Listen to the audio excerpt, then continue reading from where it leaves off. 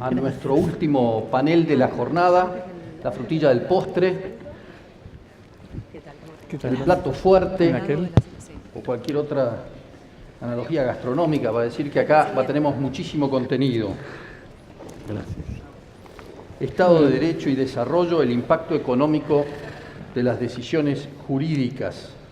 Nos acompañan la doctora María Angélica Geli, abogada y especialista en Sociología Jurídica por la Universidad de Buenos Aires, académica de número de la Academia Nacional de Ciencias Morales y Políticas, directora del Instituto de Política Constitucional de la Academia Nacional de Ciencias Morales y Políticas y directora del Suplemento Constitucional de la Revista Jurídica Argentina La Ley.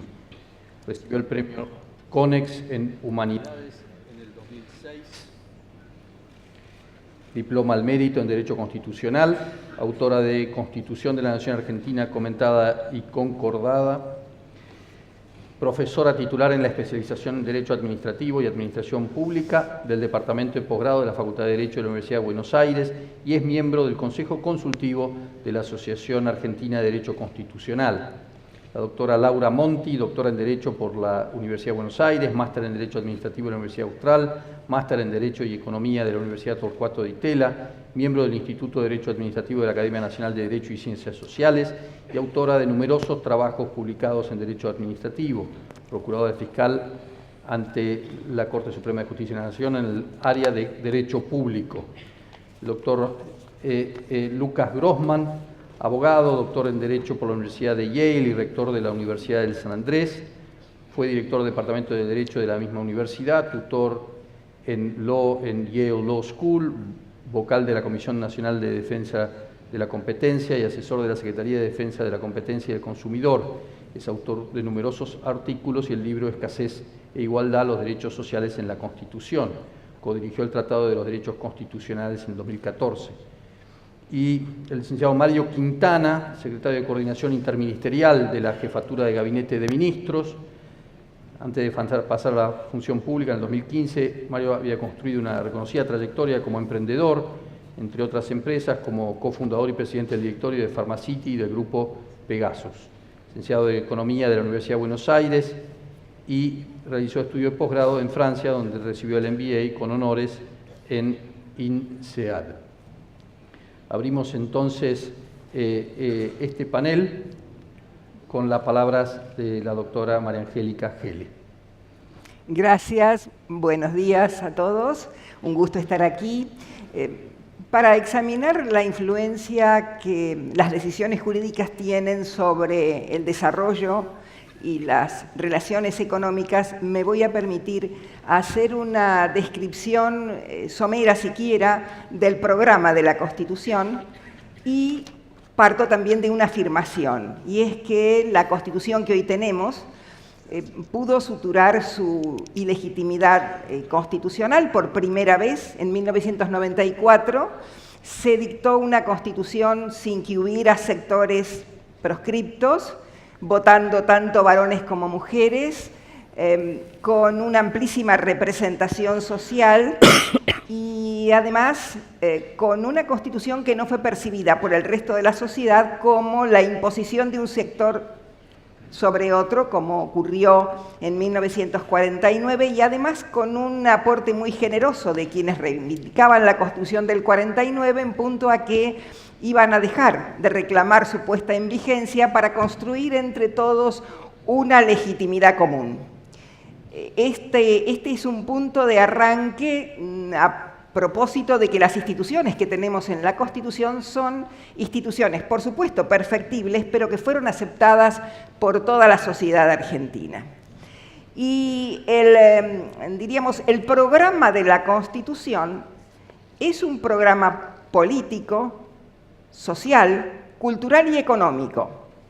Es político en punto a la división de poderes, la publicidad de los actos de gobierno, la responsabilidad de los funcionarios.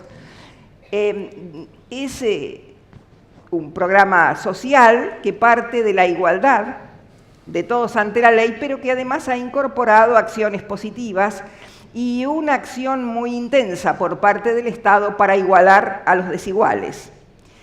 desde la perspectiva cultural, diría que en la Constitución aparece ya plasmada en la norma la igualdad pese a la diversidad social. Diríamos que tenemos una sociedad plural y este es un punto importante porque es un valor, ciertamente, pero desde luego provoca conflictos precisamente por esta propia diversidad.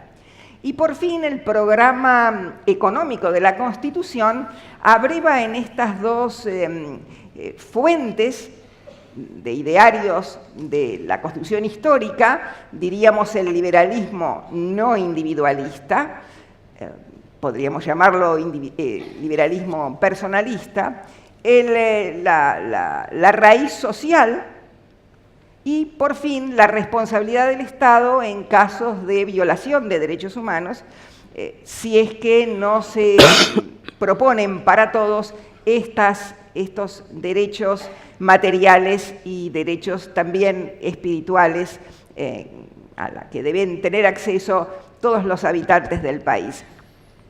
Me parece interesante señalar aquí que nuestra Constitución es una Constitución abierta. Bueno, surge del preámbulo la invitación generosa a todos los hombres que quieran habitar el suelo argentino, pero hay que recalcar que estas personas llegan al país y deben de sujetarse a la ley argentina. Diríamos que en síntesis hay aquí derechos y deberes constitucionales. Y los deberes también emanan de los tratados de derechos humanos a los que les hemos dado jerarquía constitucional. Este programa económico implica, como decía recién, libertad y responsabilidad. Comerciar, ejercer industria lícita, tener la posibilidad de ser creativo dentro de ese margen de responsabilidad, por ejemplo, en el pago de los tributos, en el pago puntual de los tributos. Y desde la incorporación del artículo 42 en la Constitución, por primera vez en nuestra ley de base está señalado el mercado. De un modo muy interesante, porque la Constitución admite la existencia de monopolios legales y naturales, pero manda a todas las autoridades el control de la eventual distorsión de los mercados para la defensa de la competencia, con una carga muy interesante porque no se trata solo de establecer este equilibrio entre los oferentes en el mercado, sino también, entiendo yo, como una obligación del Estado de no él mismo distorsionarlo. El Estado puede distorsionar el mercado con excesos de reglamentaciones donde también se puede colar eventualmente la corrupción administrativa.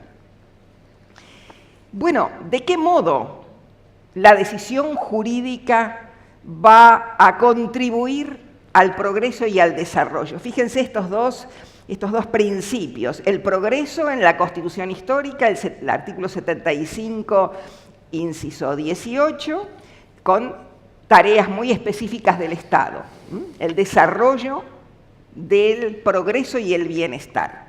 Y en el inciso 19, ya con la Constitución reformada, diríamos 3 elementos bien interesantes para ver de qué modo se pueden equilibrar estos principios y no distorsionar las relaciones económicas.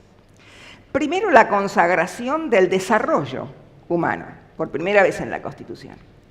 La justicia social, aunque ya estaba implícita, nuestra Corte lo había dicho en varios fallos, a propósito del objetivo del preámbulo, y otro también muy interesante que es la defensa del valor de la moneda. Yo diría que acá hay un mensaje para el Congreso e indirectamente para el Banco Central de la República Argentina, que regula a través de la Carta Orgánica al Banco Central. Así que este es el esquema. ¿Y cómo la decisión jurídica puede influir en armonizar progreso, desarrollo, equidad, libertad? Diría que lo primero es hacer una distinción. ¿Cuáles son los operadores del derecho que van a tomar estas decisiones? Y aquí veo, por lo menos, una diferenciación. El poder legislativo y el ejecutivo por un lado, el poder judicial por el otro, y también los operadores, los abogados de la actividad privada y de la actividad pública, porque también con nuestras alegaciones podemos crear una cultura de desarrollo, de crecimiento, de confianza también en la potencia de las personas, o todo lo contrario, pensar, quizá como nos decía Nino, que vivimos en un estado paternalista o perfeccionista donde el Estado lo hace todo. Pero claro, esta Constitución no crea menos Estado, sino mejor Estado. Y cuando digo Estado, allí están los distintos poderes que lo conforman. ¿Qué habría que tomar? ¿Cuál sería el instrumento privilegiado para tomar estas decisiones? Es uno que conocemos todos, la razonabilidad. Pero tiene distinta característica si la emplea el Poder Ejecutivo y el Legislativo cuando proyecta o sanciona la ley, donde diría que el estándar privilegiado sería el de medios y fines, el de proporción y sobre todo el que examina la eficacia y la eficiencia de la norma. En estos dos aspectos. Primero, si la norma efectivamente es cumplida por sus destinatarios, la obediencia a la norma. Y luego, que es una cosa muy diferente, si se cumplen los objetivos que se tuvieron en mira al sancionar la norma.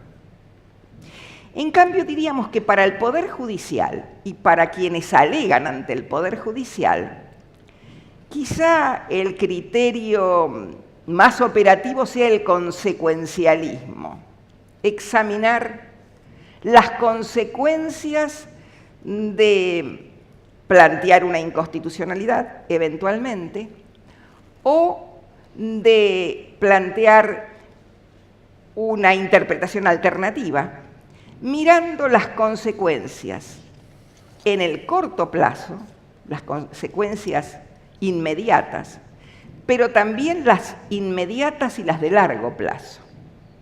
En punto a los colectivos que eventualmente se verán afectados si es que se toma la decisión A, B o C, porque a veces suele ocurrir, lo sabemos, hay varias alternativas de aplicación de la norma y dentro de esas alternativas distintas opciones.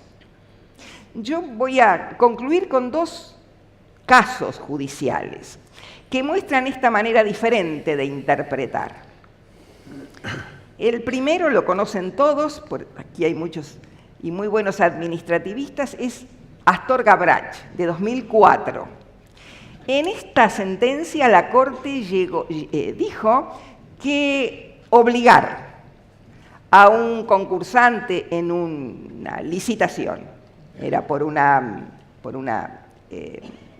permiso de radiodifusión, a renunciar a todos los reclamos que tenía, tanto administrativos como judiciales, implicaba una violación del acceso al debido proceso y a tener una resolución judicial.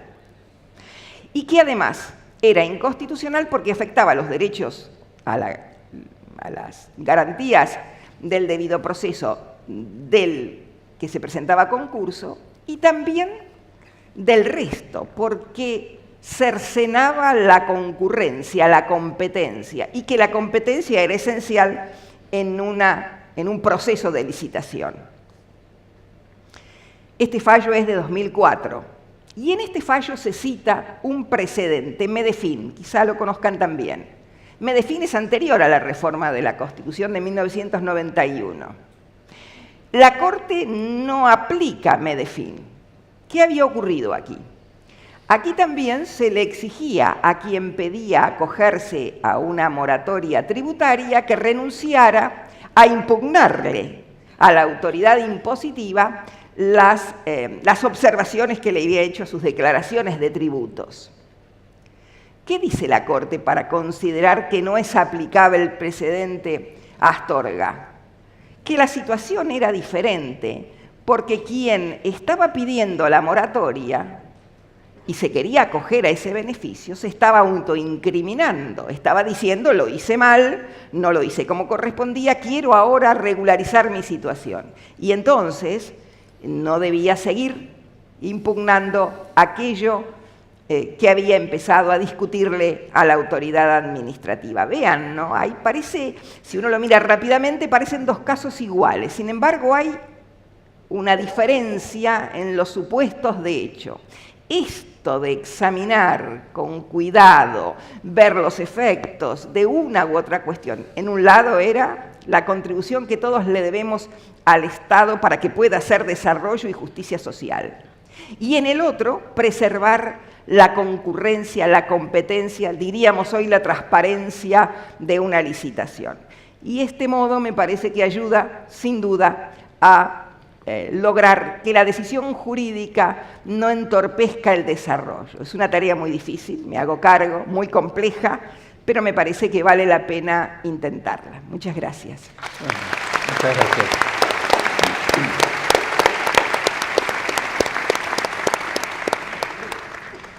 Doctora. Muchas gracias. Sí. Buenos días. Bueno, muchas gracias por la invitación al doctor Bacareza, al doctor Saravia Frías, por integrar este panel tan prestigioso, con excepción de mí, por cierto, y frente a los abogados del Estado, la Administración Pública, que también integré en alguna oportunidad, con mucho fruto, buen fruto, gracias a mis jefes y a todos mis compañeros. Bien, en atención a lo que es mi experiencia profesional más profusa que se desarrolló en el Poder Judicial y en el Ministerio Público, yo pretendo apuntar a la decisión jurídica judicial a la que aludió también María Angélica en cuanto a la decisión del juez o la intervención del fiscal en una causa y cómo pueden esas decisiones o esas opiniones repercutir en la economía y en el desarrollo de un país. Hay una primera cosa que me vino a la cabeza cuando me propusieron o me explicaron que este era el tema de este panel, que es algo que me parece importantísimo, que es que la Corte Federal reiteradamente ha dicho que son arbitrarias, o sea, descalificables, irrazonables, las sentencias que no consideran las consecuencias, no solo en el caso, sino para el futuro de ellas mismas. O sea, que esas sentencias, que pueden ser perfectamente legales en cuanto a un ajuste estricto a la ley, son igualmente arbitrarias y deben ser descalificadas porque no consideran qué es lo que viene después. No tienen en cuenta las consecuencias de ellas y por lo tanto, dice, realizan una interpretación arbitraria por temeraria o por imprevisora. La doctrina de la interpretación previsora de las normas. A partir de eso, como les digo, la Corte ha descalificado muchas sentencias por incurrir en este tipo de interpretaciones y me parece un buen punto de partida para que los jueces y los fiscales lo tengamos en cuenta en el momento de trabajar, o sea, examinar no solo el caso concreto, sino también los casos por venir. Por ejemplo, lo que señalaba recién María Angélica, no lo había pensado, todo el colectivo que puede estar involucrado después, todas las personas que pueden verse afectadas por una decisión. A raíz de esto, y engarzado con esto mismo, empecé a pensar en casos en particular en los que se veía esta situación y la repercusión que una decisión judicial o un dictamen fiscal puede tener sobre la economía y sobre el desarrollo, etc. Y un primer tema que en los últimos años ha tenido una notable expansión y que es evidente que causa cimbronazos fuertes en la economía, en las decisiones que toman los poderes políticos del Estado y en la actividad de las empresas privadas, es el tema de la legitimación. O sea, la amplia legitimación que se le da a asociaciones, la interpretación jurisprudencial al defensor del pueblo, etcétera, para impugnar decisiones de los poderes políticos que inciden en la marcha de las empresas. O sea, nos queda muy cercano recordar todos los debates judiciales en torno de la aprobación de tarifas. Y la importancia o la relevancia de esto es que al acordarse una legitimación a estos legitimados que representan intereses de tantas personas, quizá de toda la comunidad, los efectos de la sentencia van a ser erga omnes. Justamente el primer caso en el que la Corte hizo todo un desarrollo muy amplificador sobre la legitimación, que es el caso Alavi, se vinculó con esto. O sea, el gran agravio era, la Cámara le dio efectos erga omnes a una declaración de inconstitucionalidad de una ley. Bueno, ¿cuál es la forma de lograr ese efecto erga omnes y no descalificarlo? Decir que Alavi, que era una sola persona, representaba a todos los abogados y prácticamente a todos los ciudadanos que podían ver afectado su derecho a la intimidad, al secreto con su profesional, la relación abogado-cliente, etc. O sea, la implicancia de esto en el desarrollo económico, en el desarrollo de la empresa y en la actividad de la empresa me parece fundamental. Otras decisiones judiciales que tienen mucho que ver con lo económico y que me parece que son relevantes son aquellas vinculadas con medidas cautelares contra el Estado. Hay miles de temas, pero en particular recogí algunos. Por ejemplo, la idea de considerar el interés público tan difusamente así enunciado, para denegar en general medidas cautelares contra el Estado. O sea, uno puede tener todos los recaudos para una cautelar, para frenar una decisión estatal, y sin embargo el juez decir, bueno, mire, usted tiene todos los recaudos, pero como acá está frente al Estado hay un interés público comprometido. Ese interés público, muchas veces, como en Astilleros Alianza, Municipalidad de Berazategui, la Corte lo ha anudado con que la cautelar implicaría frenar la ejecución de un proyecto estatal. Por ejemplo, frenar la construcción de una obra pública con todo el desarrollo económico y social que significa el desarrollo y la construcción de infraestructuras estatales. Otro tema que me parece importante es el vinculado con la tributación, al que también aludía María Angélica, y que tiene muchísimo que ver con el desarrollo económico de zonas, sobre todo de provincias. Yo esto lo aprendí más estando en el poco tiempo que estuve en la actividad privada. El tema de las tasas tributarias que no responden a prestación efectiva de servicios o prestación disponible de servicios por parte del Estado. La Corte ha declarado su inconstitucionalidad en numerosos casos, uno más o menos reciente, después hubo muchos más, es el caso de Laboratorios Rafo, que está presidido de un dictamen muy bueno que firmé yo, pero la verdad es que se apoya en muchos precedentes anteriores, o sea que el copyright no es mío, ni mucho menos, y la verdad es que en estos casos, ¿qué es lo que pasa?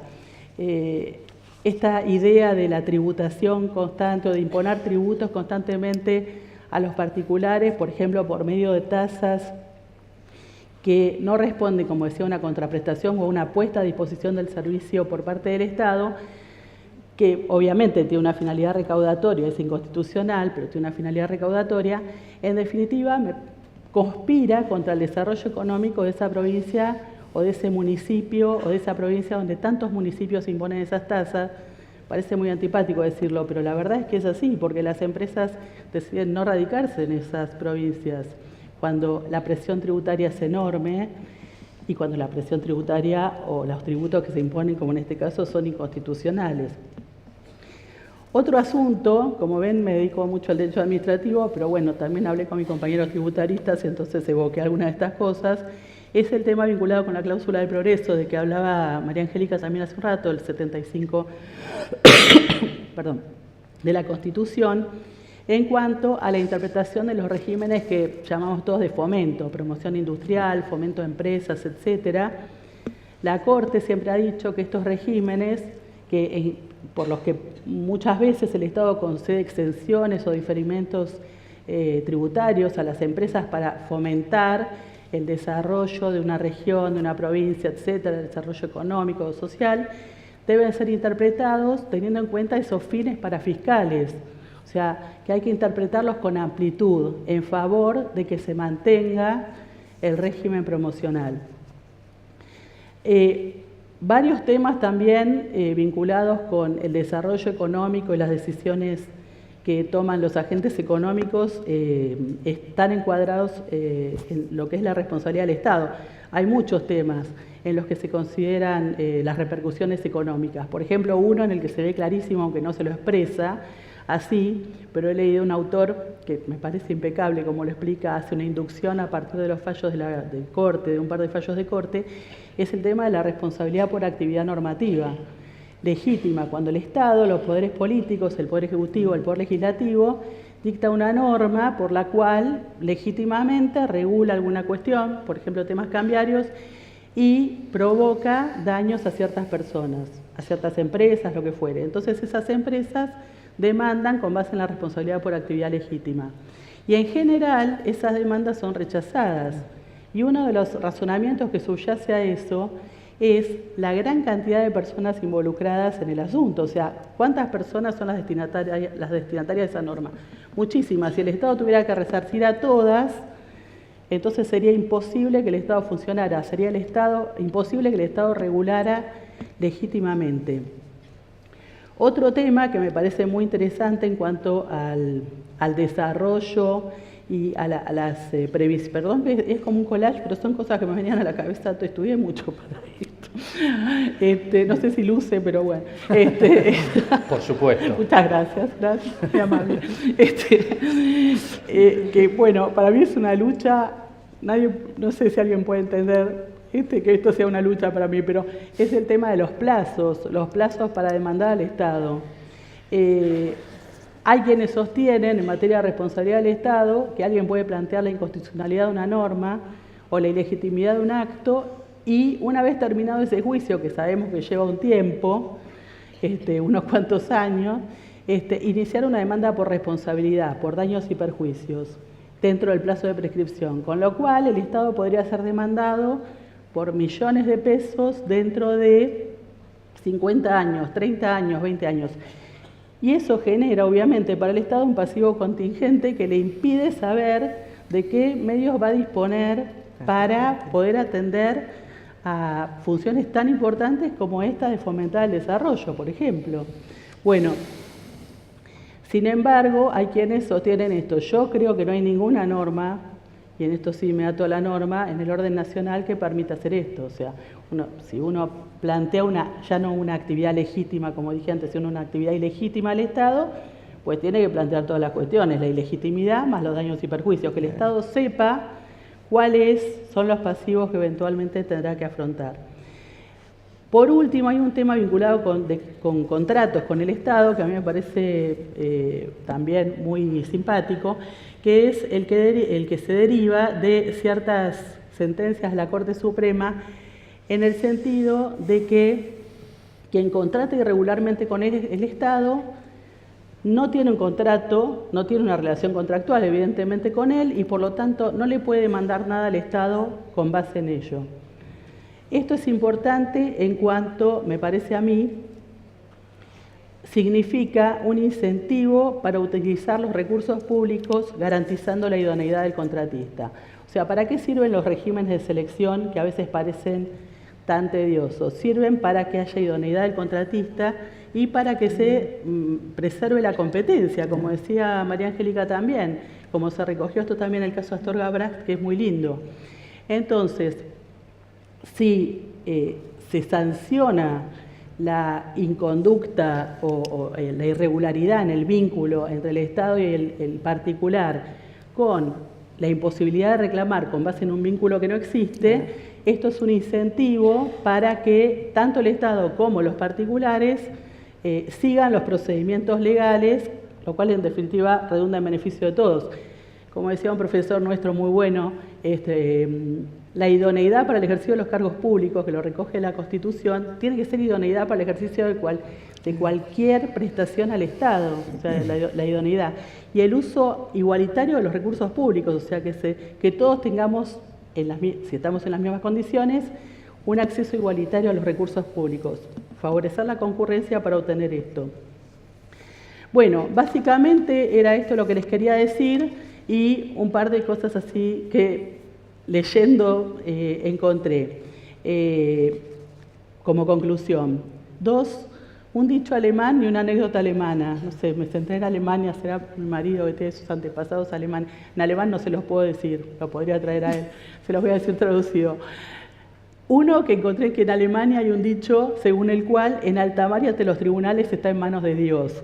Esto no es muy deseable, o sea, que los jueces y los fiscales seamos lo más previsibles posibles, en el sentido, como les decía al principio, de evaluar las consecuencias de nuestras decisiones y de nuestras opiniones y de lo que puede pasar en el futuro con esa decisión que por ahí nos parece irrelevante para ese caso, pero no lo es para el futuro. Y por otro lado, la otra anécdota que contaba muy bien la doctora Reiriz, de el molinero al lado del Palacio Sanssouci, que frente a una posible arbitrariedad del emperador, dijo, no tengo problema porque todavía quedan jueces en Berlín. O sea que cualquier problema que hubiera, aún frente a la autoridad máxima, que era el que había mandado construir ese palacio tan hermoso, él sabía que había un juez que le iba a resolver con justicia. Entonces, el deseo es que la justicia sea previsible, que los fiscales también lo seamos en el buen sentido, y que siga habiendo jueces y fiscales rectos que hagan las cosas como corresponde, y que esto es uno de los grandes impulsores, o por lo menos sustentadores, del desarrollo económico y por lo tanto social que todos esperamos. Muchas gracias.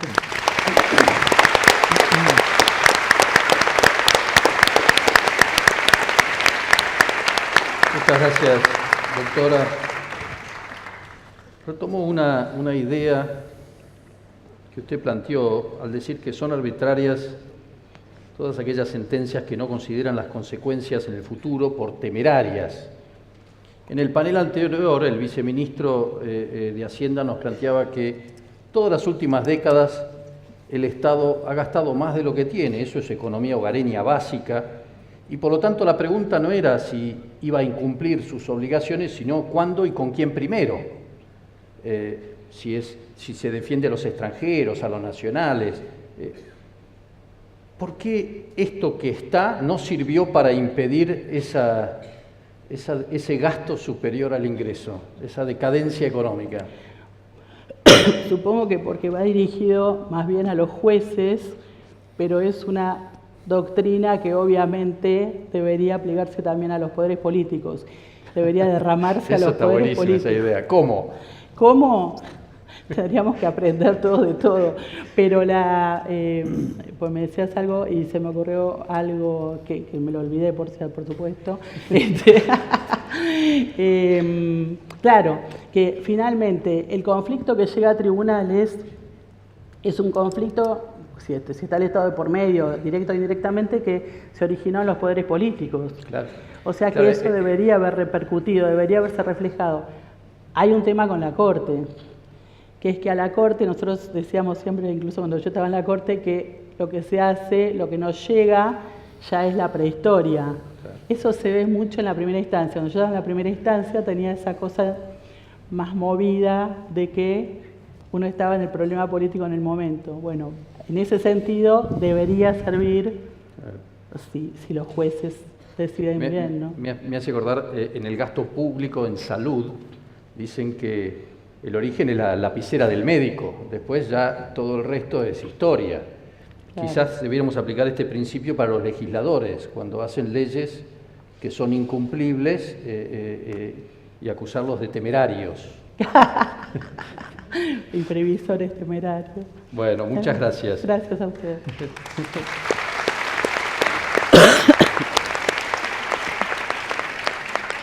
Doctor Lucas Grossman. Bueno, muchas gracias por la invitación, es un placer estar aquí. Siempre es un problema hablar después de un gran orador y yo ese problema lo tengo por partida doble porque me han precedido dos grandes oradores, así que bueno, ahora no me queda más remedio que tratar de estar a la altura.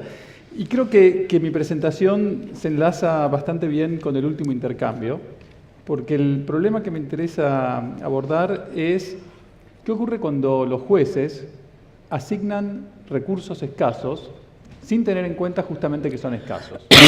¿Sí? Es decir, ¿qué pasa cuando por vía de la ejecución de derechos sociales se conmina al Estado a prestar determinados beneficios sociales sin tener en cuenta un aspecto relevante en estos casos, que es justamente la escasez de los recursos? Bueno, ¿qué ocurre cuando justamente los recursos se acaban? Lo que ocurre es que esos derechos se terminan asignando por orden de llegada, ¿sí? O mediante criterios que no necesariamente son los más defendibles, no necesariamente son los que la Constitución respaldaría. Y si esto ocurre, esos derechos sociales se convierten en promesas huecas, en derechos sin dientes, por decirlo de alguna manera. Y yo creo que este es un desafío novedoso que nos plantean los derechos sociales. Yo creo que, si bien hablamos mucho de los derechos sociales, todavía no tenemos un marco normativo, un marco analítico que nos permita dar a cada cuenta de las implicancias normativas que impone la escasez de recursos. Y en tal sentido, creo que es importante tener en cuenta, digo, es un problema novedoso porque los derechos sociales son relativamente nuevos. Ustedes saben que los derechos sociales, yo estoy hablando de derechos sociales en términos generales para referirme a los derechos socioeconómicos, los derechos, típicamente los derechos económicos, sociales y culturales, los derechos que se vinculan con determinadas condiciones de vida y que se satisfacen mediante la provisión de fondos públicos, ¿no? Fondos de toda la comunidad. Y decía que los problemas que plantean estos derechos son relativamente novedosos porque en la clasificación tradicional, bueno, justamente los derechos clásicos eran los derechos civiles y políticos. Derechos civiles como la libertad de expresión, el derecho a no ser torturado, el derecho al debido proceso, a la propiedad, o derechos políticos como el derecho a elegir y ser elegido, esencialmente. Y en alguna definición también la libertad de expresión. Esos eran los derechos tradicionales. Los derechos socioeconómicos, los derechos sociales, en algún punto cambian la lógica de estos derechos tradicionales, al menos desde el punto de vista del rol del juez. Y decía que es un problema relativamente nuevo porque estos derechos aparecen en textos normativos, tratados internacionales, constituciones, en la segunda mitad del siglo XX. Probablemente la fuente más importante de estos derechos es el Pacto Internacional de Derechos Económicos, Sociales y Culturales de las Naciones Unidas, que es de los 60, que ingresa nuestro derecho con la llegada de la democracia, ¿no? Y finalmente ingresan con otro estatus, con estatus constitucional, con la reforma del 94. Antes, en nuestro derecho ya teníamos a nivel constitucional el artículo 14 bis, que había sido introducido en 1977, pero la incorporación a través del artículo 75, inciso 22 de estos tratados le da otra dimensión a la cuestión de los derechos sociales. Y digo que plantea un problema nuevo justamente porque nos enfrenta a un paradigma diferente que el que planteaban los derechos clásicos. En estos casos resulta relevante, a diferencia de los casos anteriores, la escasez de recursos. No porque estos derechos sean los únicos derechos que cuestan dinero, todos los derechos cuestan dinero. Todos los derechos cuestan dinero. Para ser efectivos los derechos civiles y políticos también hace falta fondos públicos. Sin presupuesto, como decía un autor estadounidense, ningún derecho vale más que el papel en el que ha sido escrito. Un derecho es efectivo en la medida que haya un presupuesto detrás para hacerlo efectivo. Pero la gran diferencia con los derechos sociales es que justamente estos derechos frecuentemente enfrentan a los jueces a una cuestión distributiva, una cuestión en la cual, dado el presupuesto acotado que ha sido destinado a satisfacer determinados beneficios sociales, decirle que sí a una persona implica decirle que no a otra. Claro, los jueces no dicen que no, muchas veces. Los jueces, en general, lo piensan no desde el punto de vista de la escasez, no desde el punto de vista de lo que es posible o razonable exigirle al Estado, sino desde el punto de vista de la necesidad. Y en tal sentido tienden a razonar como si la existencia de una necesidad fuese en sí misma fuente de derecho. Y dado que tenemos que pensar en el sujeto pasivo, tenemos que pensar en quién está obligado a satisfacer ese derecho, yo creo que es inevitable que nos hagamos la pregunta incómoda. Y la pregunta incómoda es, ¿qué es razonable exigirle al Estado? ¿Sí? Y es una pregunta incómoda porque siempre es más fácil prometer, ¿no? Pero justamente como no queremos que esas promesas sean promesas huecas, que esos derechos sean derechos sin dientes, derechos que no valen más que el papel en el que han sido escritos, nos tenemos que preguntar de qué modo esos derechos se traducen en mecanismos institucionales. ¿Sí? Yo creo que en un sistema como el nuestro, los derechos son esencialmente eso, son mecanismos institucionales. Mecanismos que facultan a un juez, en el caso de los derechos constitucionales, a decirle a los poderes democráticos, al Ejecutivo y al Legislativo, por ejemplo, que el modo en que democráticamente han elegido gastar los recursos públicos puede ser contrario a la Constitución. Y esto obviamente impone tensión desde el punto de vista de la división de poderes, pero esa tensión está implícita desde el momento en que decimos que los derechos sociales son derechos constitucionales. ¿Por qué? Porque naturalmente al incorporar un derecho a la Constitución, en nuestro sistema eso implica la facultad de un juez de declarar la inconstitucionalidad de actos de gobierno contrarios a la Constitución. Y si esos actos de gobierno se vinculan con la asignación de recursos escasos a través de beneficios sociales, bueno, esa es la consecuencia que en nuestro derecho trae aparejada la constitucionalización de estos derechos. Que un juez puede decirle a un poder democrático que el modo en que decidió gastar los fondos públicos no es compatible con la Constitución. Claro, esto obviamente, insisto, impone una tensión. Y entonces la gran pregunta que nos tenemos que hacer es ¿en qué condiciones un juez puede decir tal cosa? Como decía hace un ratito, si el juez razona solamente a partir de la necesidad, si el juez parte de la base de que donde hay una necesidad hay un derecho, le está faltando una pata en el análisis, que es la pata justamente de la escasez de recursos. Es decir, le falta encontrar el lugar que normativamente ocupa la escasez de recursos en el razonamiento judicial. Y en tal sentido uno podría decir que hay dos posturas extremas. Una primera postura para la cual la decisión democrática que se plasma en el presupuesto es totalmente irrelevante. ¿Está bien? Es totalmente irrelevante lo que dijo el Congreso, el modo en que el Ejecutivo propuso un presupuesto y opta por ejecutarlo. Y lo único que importa es la necesidad. Bueno, como sugerí hace un rato, yo creo que ese análisis le falta una pata. Ese es un análisis utópico, un análisis que termina convirtiendo a los derechos en promesas vacías. La otra postura extrema es considerar que el presupuesto es sagrado, que los confines de los derechos sociales se agotan en la decisión presupuestaria. Es decir, que hay un derecho social en la medida que haya presupuesto para satisfacerlo.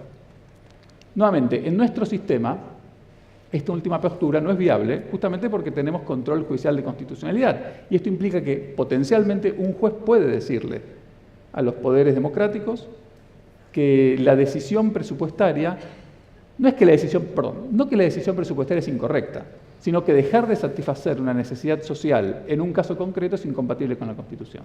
¿Está bien? Implícitamente, esto significa, sí, que esa decisión presupuestaria no es compatible con la Constitución. Entonces, insisto, esto es un problema novedoso, conceptualmente novedoso, y que nos obliga a pensar y a tomarnos en serio la escasez de recursos. Como sugerí hace un rato, yo entiendo que la clave está en preguntarse qué es razonable exigirle al Estado. No qué nos gustaría en un mundo ideal que hiciera el Estado, sino qué es razonable exigirle al Estado en las particulares circunstancias en las que nos toca vivir. ¿Sí? Porque los derechos, si queremos que sean mecanismos institucionales que realmente tengan impacto en el mundo real, los tenemos que concebir de esta manera y no como promesas utópicas. Claro, la gran pregunta es, ¿qué quiere decir razonabilidad? Pues razonabilidad quiere decir, podría querer decir cosas muy distintas. Y entonces tenemos que analizar qué quiere decir razonabilidad, especialmente en el contexto del control judicial de constitucionalidad. Y yo sostengo que para entender qué es razonable, qué es lo que es razonable exigirle al Estado, tenemos que tener en cuenta dos factores que interactúan. De un lado, la importancia constitucional de la necesidad en cuestión. ¿Cuán importante es desde el punto de vista constitucional la satisfacción de determinada necesidad? Y ahora voy a desglosar un poquito qué quiere decir esto. Del otro lado, el otro factor que interactúa con esto es el costo económico de satisfacer esa necesidad. Y digo que interactúan porque obviamente cuanto más importante sea la necesidad, mayor legitimidad va a tener el juez para exigirle al gobierno que asigne recursos allí donde el gobierno democráticamente prefirió no asignarlos. ¿Está bien? Porque si el gobierno dijo que hay X pesos para planes de vivienda y un juez considera que si esos pesos no alcanzan en un caso concreto para satisfacer las necesidades de una persona en particular, eso es inconstitucional, entonces el juez está diciendo que esa decisión presupuestaria es tan importante que tiene que tener como correlato una asignación presupuestaria. Pero del otro lado, entonces, nos tenemos que preguntar justamente cuál es el costo. Porque le voy a pedir, va a ser razonable pedirle más al Estado en función del costo que tenga. ¿sí? Hay costos prohibitivos y, por ende, por más importante que me parezca determinada necesidad, si ese costo excede lo que es razonable pedirle al Estado en un momento determinado, bueno, lamentablemente eso no va a poder tener como correlato un derecho, es decir, un mecanismo institucional concreto para exigirle a alguien que haga algo. Entonces, importancia constitucional y costo interactúan y están en tensión. Uno tira para un lado y el otro tira para el otro. De la interacción, del resultado de ese juego, del resultado de esa interacción, va a surgir qué es lo que es razonable exigirle al Estado en un caso concreto. Decía que vale la pena desglosar un poco qué entiendo por importancia o cómo podemos desglosar esta cuestión de la importancia en términos constitucionales.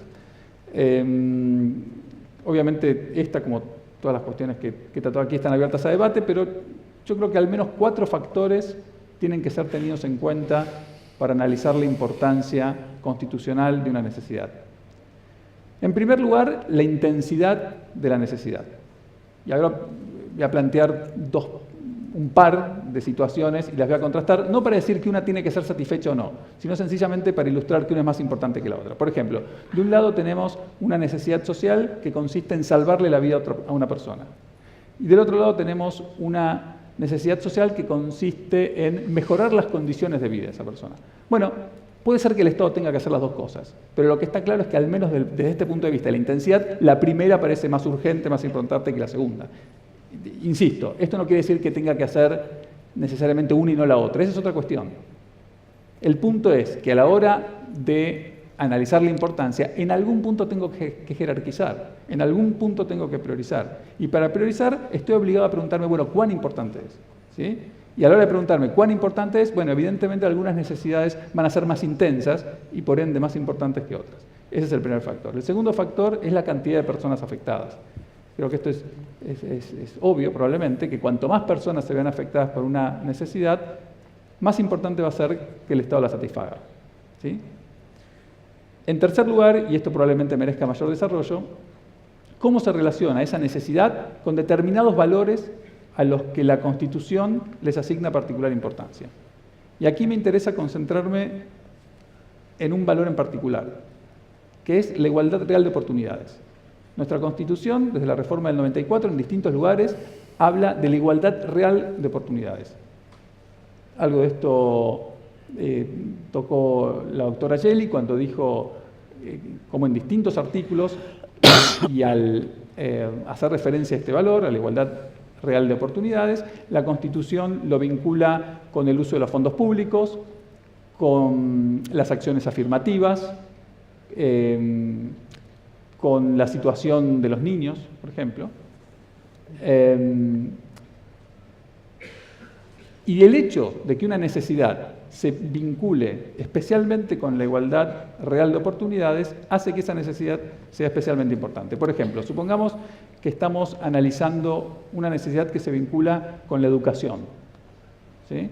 Y llegamos a la conclusión de que el nivel de educación que se está brindando en determinado lugar de Argentina probablemente cumple un estándar mínimo, pero no alcanza para que la persona que asiste a la escuela pública en ese lugar pueda competir en igualdad de condiciones en su desarrollo profesional futuro.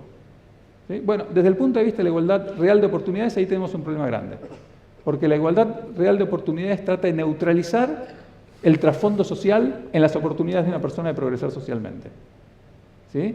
Y si el acceso a la educación está altamente, o mejor dicho, si el acceso a una educación competitiva y de calidad está altamente correlacionado con el dinero que tiene mi familia, tenemos un problema grave.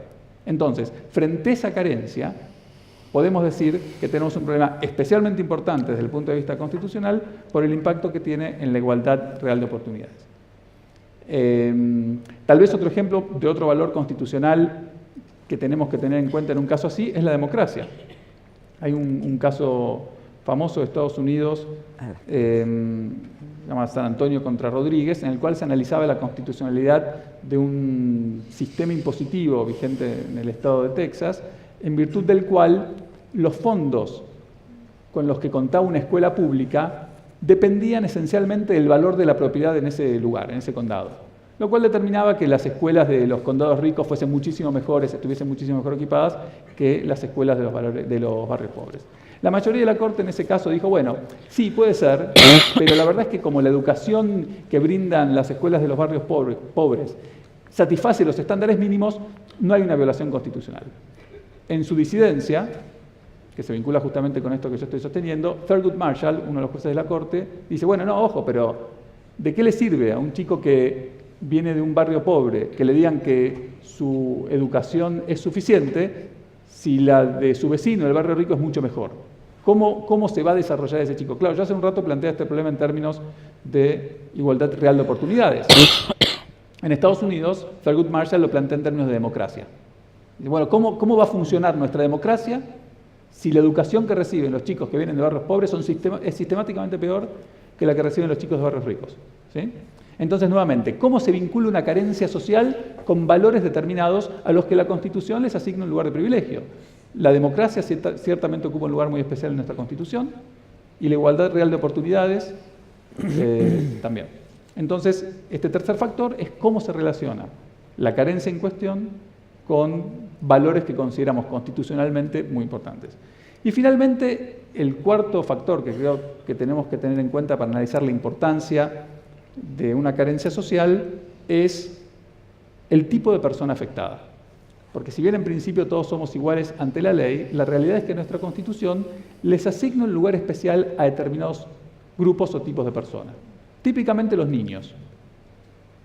La Constitución en distintos lugares privilegia a los niños. Entonces, o por ejemplo las mujeres embarazadas, también como un correlato de esto.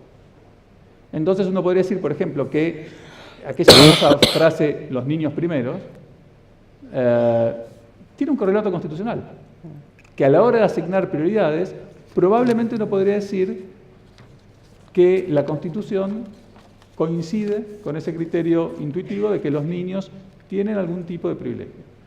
En otros contextos los ancianos, en otros contextos los discapacitados, ¿sí? Son todos grupos a los que la Constitución les asigna un lugar especial. Entonces, nuevamente, si bien todos somos iguales ante la ley, es posible que a la hora de decidir la importancia de una carencia social, en términos constitucionales, algunas situaciones o algunas personas reclamen medidas más urgentes que otras.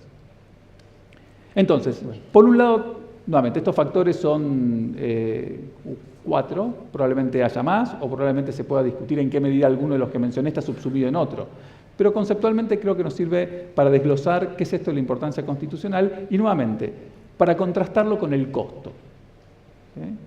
Porque si una carencia tal vez no es tan importante, pero su costo es trivial, en fin, a ningún juez le debería temblar la mano a la hora de hacer efectivo el derecho social en cuestión.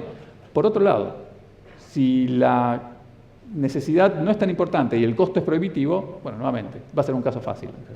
Un caso fácil en el sentido de que no es razonable exigirle al Estado que incurra en un costo prohibitivo para satisfacer una necesidad social que no es prioritaria.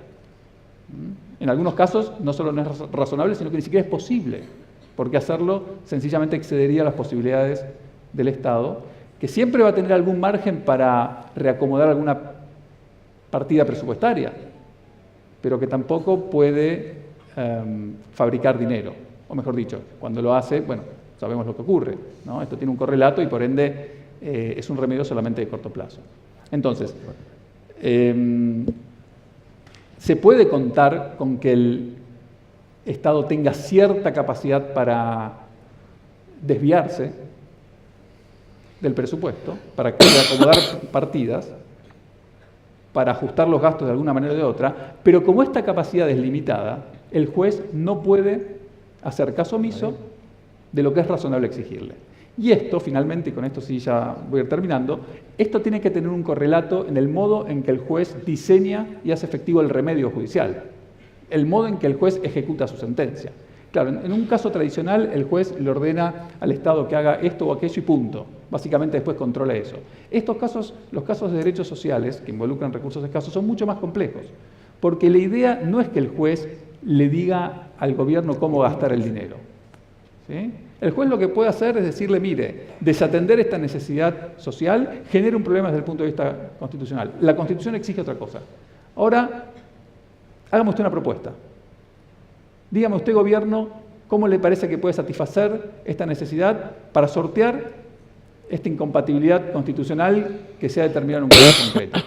Y ahí el gobierno deberá proponer, y esta propuesta será sometida al control del juez, probablemente con la intervención de las partes, o de los amicus, o de quien haya participado en el proceso, para analizar si esa propuesta efectivamente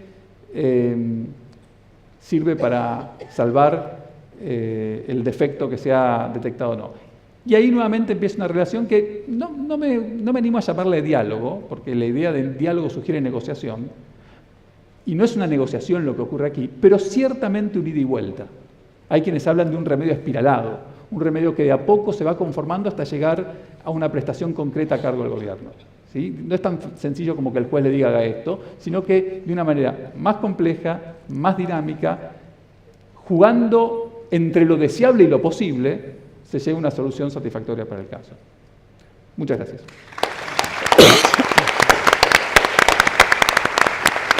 Muchas gracias, doctor Grossman. La verdad que lo que nos queda claro es el dilema y la complejidad de resolverlo entre la necesidad y la posibilidad. Esto iría en contra de lo que venimos escuchando estos 2 días, de la importancia de claridad y certezas para todo lo que es lo jurídico, pero dejemos la pregunta abierta a ver si después la podemos resolver. ¿Puedo decir una cosita en relación con eso? Dale. Muy breve. La pregunta también es de dónde venimos. ¿Está bien? Digamos, si usted me dijera que venimos de un panorama de claridad, yo creo que no venimos de ese lugar, ¿no? Y es verdad que la clave está en desarrollar criterios jurisprudenciales estables y sólidos sobre los cuales podamos construir. Pero eso sí, sin duda, es una asignatura pendiente. Bueno, de todos, me imagino. De todos. Licenciado Mario Quintana, todo suyo. Bueno, muchas gracias. Buenos días a todos. Antes que nada, celebro la oportunidad de este encuentro. Me parece una iniciativa de la Procuración del Tesoro realmente valiosa y agradezco al procurador, que está haciendo por lo demás una excelente tarea, por esta invitación. El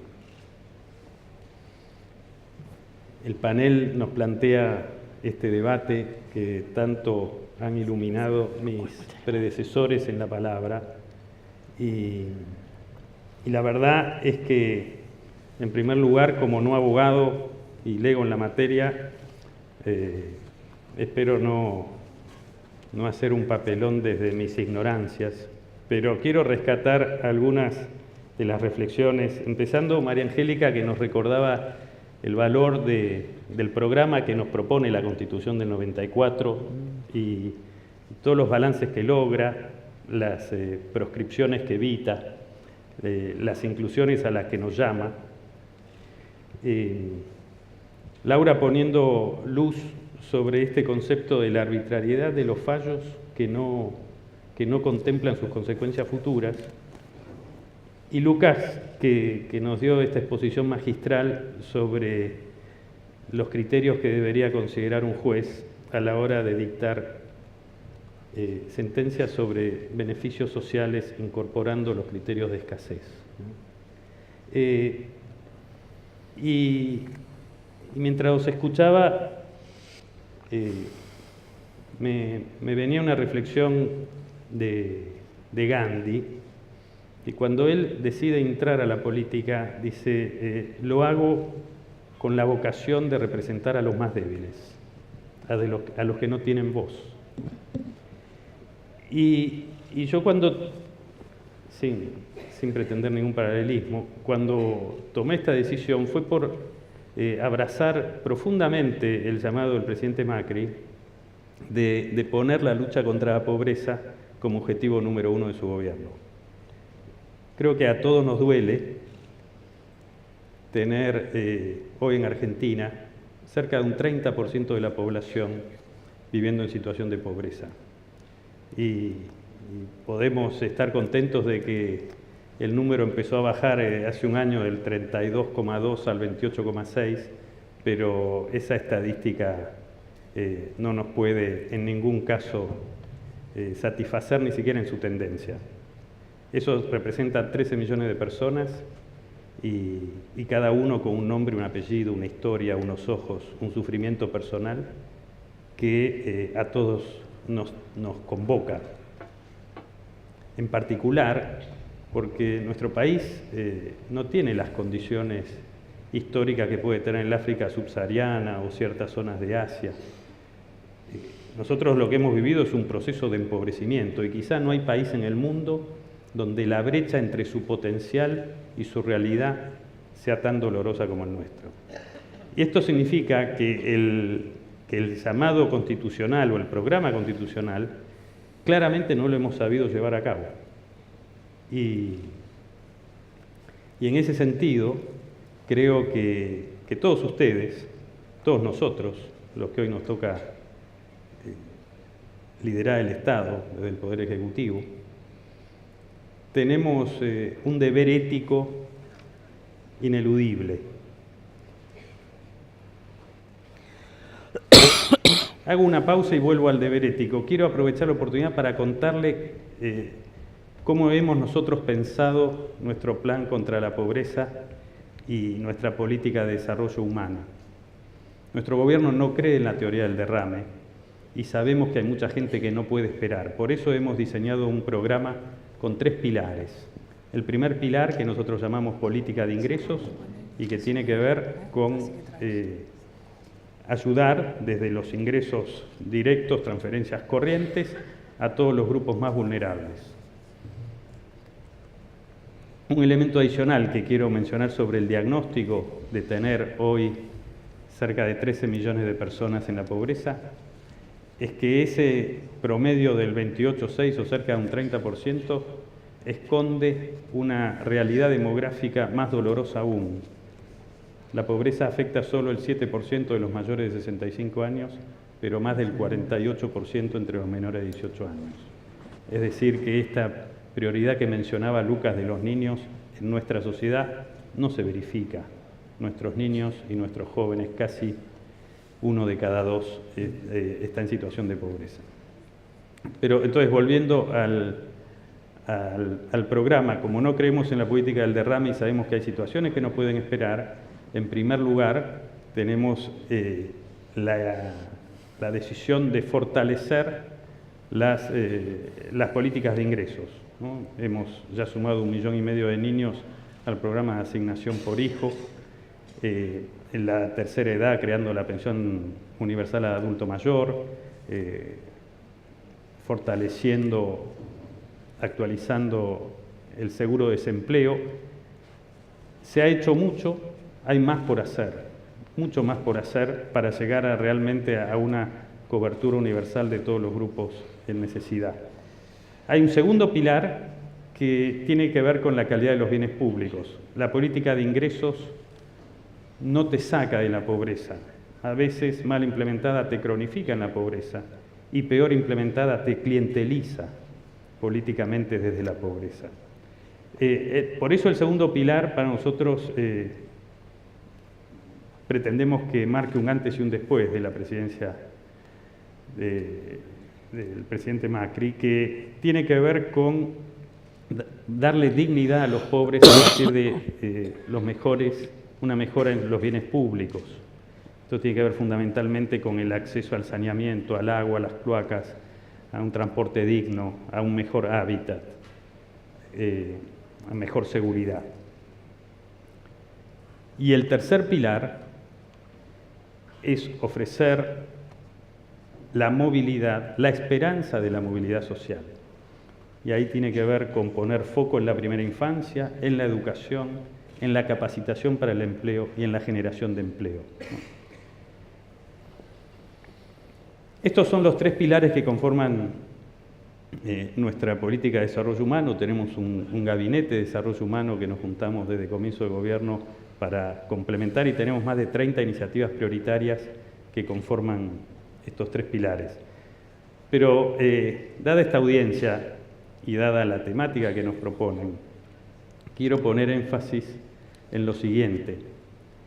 Sabemos que en el largo plazo la mejor forma de combatir a la pobreza es generar empleo de buena calidad para todos los argentinos. Para eso necesitamos inversión. El empleo, en última instancia, y el salario real, estudiamos los economistas, depende de la dotación de capital por trabajador. Por eso necesitamos inversión, necesitamos capital. En un mundo globalizado, el capital busca reglas de juego y para eso necesitamos instituciones fuertes y necesitamos Estado de Derecho. En última instancia, sin instituciones y sin Estado de Derecho no hay salida de la pobreza. Y en ese sentido, todos nosotros tenemos un rol fundamental. Quiero poner la lupa en un segundo aspecto y que tiene que ver también con nuestro plan de gobierno, que es la modernización del Estado, para tener un Estado eficaz, moderno, que sepa ejercer sus obligaciones y que realmente se ponga al servicio de la gente. Como decía el presidente el lunes pasado en su discurso en el CCK, creo que hemos construido una sociedad donde demasiada a menudo pequeños grupos se han salido con la suya, pequeños grupos que han gozado de privilegios muchas veces mal habidos y donde los grandes perdedores son esos 13 millones de pobres. Nosotros necesitamos y tenemos la obligación ética de poner al Estado al servicio de los más débiles. Y eso significa, desde nuestro rol, muchas veces tomar decisiones que nos generan incomodidad. María Eugenia Vidal, en el último gabinete ampliado, nos propuso como una regla para irnos a dormir, pensar cuántas veces nos sentimos incómodos a lo largo del día por estar afectando privilegios que son los que han, de alguna manera, impedido el desarrollo equitativo y sustentable al que todos aspiramos. El rol nuestro como funcionarios creo que tiene que ver fundamentalmente con eso, sin olvidar este para qué grande que tiene que ver con darle a cada uno de los argentinos una verdadera igualdad de oportunidades, como recién decía Lucas. ¿Cómo ponemos al Estado al servicio de los más débiles? Que generalmente es totalmente contradictorio con aquellos que llegan a nuestros despachos para defender sus derechos, aquellos que tienen acceso a nuestros celulares y a nuestros mails. Esos siempre han sabido cómo ser escuchados. Y en última instancia creo que es un deber ético. Nosotros los funcionarios estamos administrando lo que no es nuestro. Y aún cuando espero que en nuestro gobierno nadie se lleve de eso a su casa, también es una falla ética cuando queremos quedar bien dando algo que no es nuestro, o cuando no nos animamos a decir que no, temiendo generar una antipatía que pueda tener un costo el día de mañana.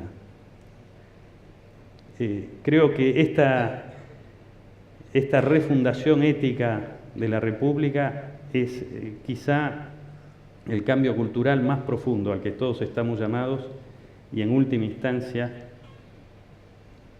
la llave última para darle a tantos millones de pobres la oportunidad que se merecen.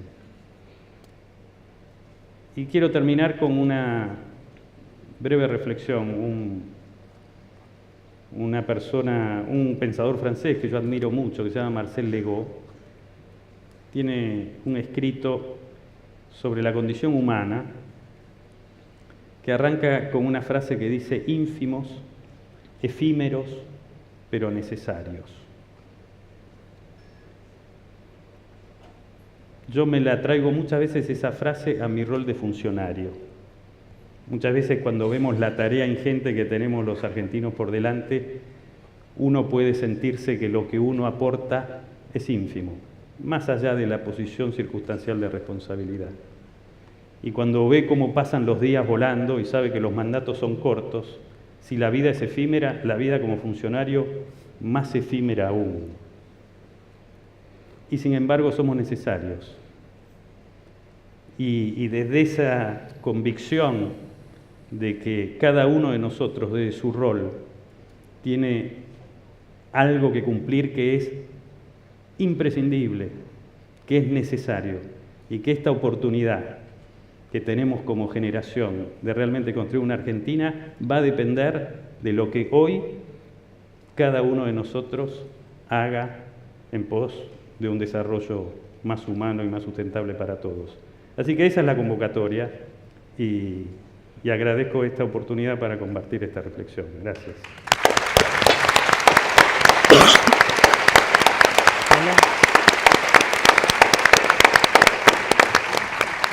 Muchísimas gracias, Mario. Realmente inspirador. Difícil hacer preguntas después de eso, ¿no? Porque toda pregunta pasaría a un detalle casi insignificante. No sé, yo creo que los cambios culturales se inspiran y no solamente se piensan, y eso es verdaderamente una inspiración. Quizás se me ocurre, en estos 2 años de trabajar desde el Poder Ejecutivo, todas estas disquisiciones que hacen los miembros del Poder Judicial te reverberan, te son eco. Cuidado con lo que firmás, cuidado con lo que decidís. ¿Qué necesitarías, qué invitación necesitarías para el sistema judicial para poder actuar mejor, más rápido en pos de este objetivo que es extraordinario? 2 reflexiones. Primero pensando en mis colegas en el Poder Ejecutivo y después una en el Poder Judicial. Yo creo que este riesgo que planteaba el presidente Macri la semana pasada de un Estado al servicio de sus funcionarios, al servicio de la política, al servicio de sus gremios, en lugar de al servicio de la gente y en particular los más débiles, creo que es una tentación que tenemos todos los días. Yo creo que es tarea nuestra de todos los días de no dejarnos atrapar por las inercias de funcionarios temerosos, de funcionarios que no se animan al cambio, de funcionarios que nos dejamos seducir demasiado fácilmente por comodidades, por ceremoniales, autos con chofer y demás. Entonces, es como un llamado permanente a estar alertas frente a esa situación. Para el Poder Judicial, lo que yo creo que necesitamos es justicia, ¿no? Yo creo que necesitamos un Poder Judicial que haga justicia en tiempo y forma, que, con todo lo que eso implica, con todas las consideraciones que han comentado aquí los 3 doctores, pero que fundamentalmente pongan el servicio al servicio de la gente y de los más débiles del Poder Judicial. También Mauricio recientemente dijo, nada más solidario que una justicia que se aplique como es su símbolo, ¿no? Con ojos vendados, sin considerar las situaciones asimétricas de poder. Y yo creo que eso es lo que la sociedad reclama y es lo que el país necesita. Muchas gracias. Hago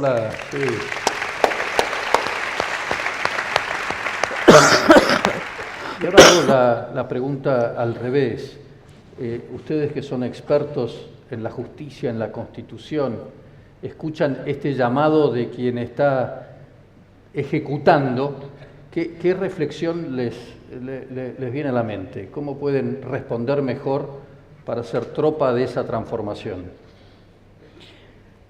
Yo personalmente me acuerdo siempre de las enseñanzas de mis jefes. Perdón. Sí, gracias. Un jefe mío que era juez, en una oportunidad, era muy gracioso, ¿no? Pero en una oportunidad yo le dije, vio doctor, un juez, qué sé yo, qué hombre más bueno. Entonces él me dijo, si algunos dicen de mí, qué hombre más bueno, en ese tonito que usted emplea, yo renuncio en el mismo momento. Y le digo, tienes razón, porque el juez por naturaleza es antipático, o sea, lo que decimos, la incomodidad. El juez o el fiscal tiene que estar dispuesto a hacer lo que corresponde en cada caso, sin importar quién está de por medio. Y otro fiscal, jefe mío, también excelente, decía que los jueces y los fiscales deben ser técnicos e independientes de todos los poderes, políticos o otro tipo de poderes. Que así es como hay que elegirlos. Porque dice eso, y dice que él recomendaba eso, lo cual me parecía lo más valioso, porque yo decía, y él obraba así, eso era lo que más me gustaba, no era solo su discurso. Entonces, y yo creo que esos son los jueces y los fiscales que yo he conocido, que a mi juicio trabajan bien. O sea, aquellos, como decías vos, a los que no les tiembla el pulso para algunas cosas y que realmente no tienen idea casi de quién está involucrado. O sea, juzgan o, según, como decimos los abogados, según su leal saber y entender. Y bueno, y las consecuencias vendrán después. En muchas oportunidades te dicen, ¿cómo hiciste esto? O sea, parece que fuera un pecado. Y bueno, se hace lo que a uno le parece que corresponde. Bueno, a mí me parece muy claro. Lo que pasa es que tuve la suerte, la fortuna excelente de tener buenos ejemplos. Bueno, muchas gracias. De nada. Bueno, gracias. Perdón. Cuando un abogado le hace una pregunta abierta, contesta lo que quiere, así que Totalmente. voy a hacer uso de ese... No, mentira. Voy a tratar de contestar Pero en un justamente el minuto y medio. En un minuto y medio. No, a ver, no hablo en representación del Poder Judicial, que no integro, que nunca integré, hablo desde la comodidad de la academia, un sillón, ¿no? Literalmente. Pero creo que el punto de orden de llegada y de no pasar por alto las necesidades de los más carenciados obviamente están muy vinculadas. Generalmente, orden de llegada quiere decir habilidad de llegar a los estrados judiciales. Y como Mario enfatizaba, eso no siempre está altamente correlacionado con la necesidad, sino con otras cosas, con capacidad, con visibilidad, visibilidad judicial, visibilidad política. Y entonces creo que todos los operadores de la justicia, todos los que estamos involucrados de alguna manera en este tipo de decisiones, tenemos que ser muy conscientes de eso, porque es muy fácil olvidarse, ¿no? Y decidir según criterios que, como decía Mario, a veces tienen que ver con la comodidad o con lo que uno tiene más a mano. Claro, gracias. Doctora Geli, ella tiene el micrófono, no hace falta pasárselo. Sí, me quedé pensando en lo que decían y sobre todo en el planteo que hizo Lucas, y creo que en algunos casos... Perdón, pásale el micrófono. Decía que me había quedado pensando en los planteos que hizo Lucas, y creo que en alguna medida algunos jueces del contencioso administrativo, por ejemplo, de la ciudad, no es el único caso, ante los reclamos cada vez más intensos sobre derechos que promete la Constitución y también los tratados de derechos humanos, han usado este instrumento de decirle al Estado debe de satisfacer la necesidad, pero hay alternativas que usted debe fijar, y dentro de las alternativas opciones. Quizá el error es pensar que el juez está capacitado en todos los casos para decidir la respuesta concreta que debe dar, pero sí puede decir, acá hay un derecho y aquí hay una obligación, para equilibrar, ¿no?, los dos extremos que hacen a la solución judicial. Y cuando el juez tiene esa sabiduría, puede u ofrecer alternativas o directamente decirle al poder que debe ejecutar o satisfacer la necesidad que algo debe de hacer.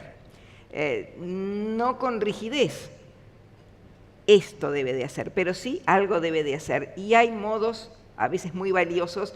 Yo creo que una de las ventajas comparativas de la democracia es que hace visibles los problemas. Y al hacer visibles los problemas, crea la posibilidad de un diálogo institucional, de un diálogo social, y de ahí pueden surgir las soluciones. Y el otro punto es también cuando se toman las decisiones que señalaba el doctor, que a veces son muy difíciles también desde la planificación estatal, la explicación, ¿no? El acompañamiento debe ir de la mano de la explicación de por qué se toman las medidas que se toman. Y luego lo de Laura, desde luego, jueces independientes de los poderes económicos, de los poderes sociales, de los poderes mediáticos y de los poderes políticos partidarios. No de la gran política, porque el juez cuando decide hace política, debe de hacerla, pero sí de la política partidaria. Muchas gracias. Tomo...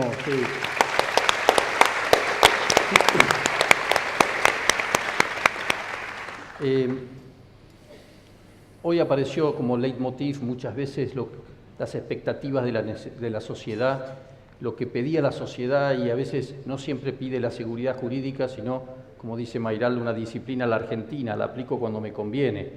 Y tenemos que salir de esa trampa porque claramente en el mediano y en el largo plazo nos ha llevado a la pobreza. Y una de las herramientas es sacar a la justicia de la zona de confort en términos de tiempo, en términos de comodidad del fallo, para hacer, como decía Aranguren, lo que es correcto. Y ahí todos los estamentos del Estado y todos los abogados del Estado tienen un rol importantísimo. Y eso va a ir comunicando a la sociedad lo que es importante y va a ir comunicando esta transformación y el cambio cultural. Y cierro el panel y la jornada de hoy citando al presidente Macri en el CSK, cuando terminaba diciendo: muchos dicen que esta propuesta de un país ordenado le falta épica. No estoy de acuerdo. ¿Qué aventura más excitante hay que hacer que una comunidad se desarrolle más allá de los límites que creía tener? ¿Qué aventura más épica que la de un nuevo desarrollo basado en consensos básicos deseados por todos? La aventura de cambiar, de mejorar todo lo mejorable, provoca entusiasmo y nos desafía a tomar las riendas en nuestras propias manos, es decir, ser protagonistas de ese cambio cultural. Despedimos al panel. Perdón, una reflexión nada más. Sí, perdón. La cita, creo que se escucha. Sí, se escucha, está bien. La cita de Mauricio no era excelente para cerrar, perdón que te haya roto el plan. Pero era la épica. Pero quiero pedirles a cada uno de ustedes su fuerte colaboración con esta épica a la que llama Mauricio. Me acuerdo en uno de los primeros gabinetes ampliados, creo que el primero que vino la gobernadora Vidal, María Eugenia, hizo una reflexión que para mí, que venía del sector privado, me llamó la atención, que decía: una parte muy importante de gobernar es mover expedientes. Nosotros manejamos un Estado que es una gran burocracia, que el expediente, en buena medida, es nuestro producto final. En sus manos están los expedientes necesarios para poner al Estado al servicio de la gente o para defender al status quo. Necesitamos su ayuda para cumplir con la épica que el presidente nos pide. Gracias. Muchas gracias.